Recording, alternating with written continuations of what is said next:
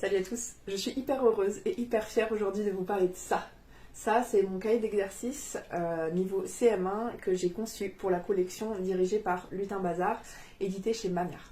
J'ai réalisé le niveau CM1, mais il y a un cahier pour chaque niveau, du CP au CM2. Et dans la barre d'infos, vous retrouverez tous les auteurs, donc n'hésitez pas à aller regarder leurs comptes pour découvrir leur niveau. La collection a été conçue en équipe, donc vous retrouverez des similitudes entre le CP et le CM2, mais néanmoins, dans les niveaux cycle 3, il y a des petites différences. Donc du coup, je vais vous parler du mien et je vais vous montrer comment j'ai travaillé et j'espère que ça vous plaira. Voici à quoi ressemble la couverture du cahier de CM1. Donc c'est un cahier d'exercice où vous allez pouvoir retravailler tout le programme de CM1 en grammaire, conjugaison, orthographe et lexique. En première page, vous retrouvez une présentation pour savoir comment est construit le cahier. Et voici le sommaire. Donc, on travaille bien la grammaire, la conjugaison, l'orthographe et le lexique avec 47 thématiques qui couvrent l'ensemble du programme de CM1. Un des gros points forts du cahier, selon moi, c'est cette partie « Rappelle-toi ». Elle va permettre à l'enfant de reconstruire sa leçon dans une pédagogie active.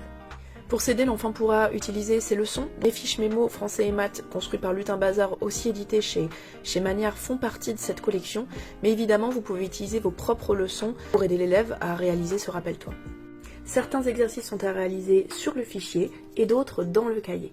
En effet, en CM1, on a trouvé que c'était important de pouvoir intégrer des exercices de production d'écrits, de petits écrits courts, pour réinvestir les notions de français. Certaines notions sont abordées dans des doubles pages et vous pourrez retrouver aussi des petits exercices un peu ludiques. D'autres notions, celles qu'on trouvait les plus simples, sont abordées sur une page.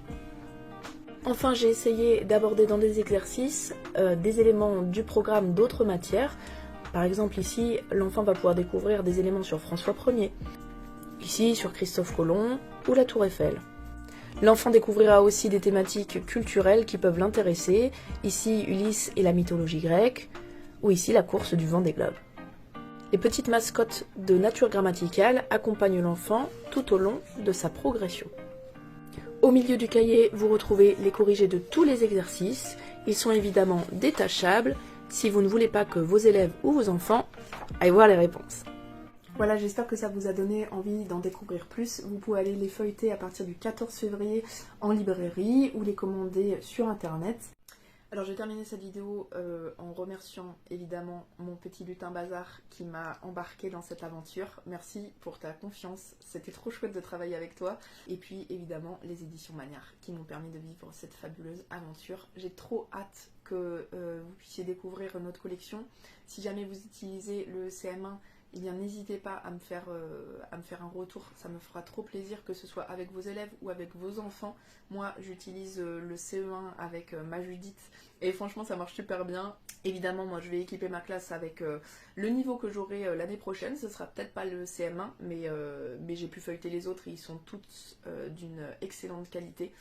Donc voilà, n'hésitez pas à me faire vos retours, voilà, et puis salut!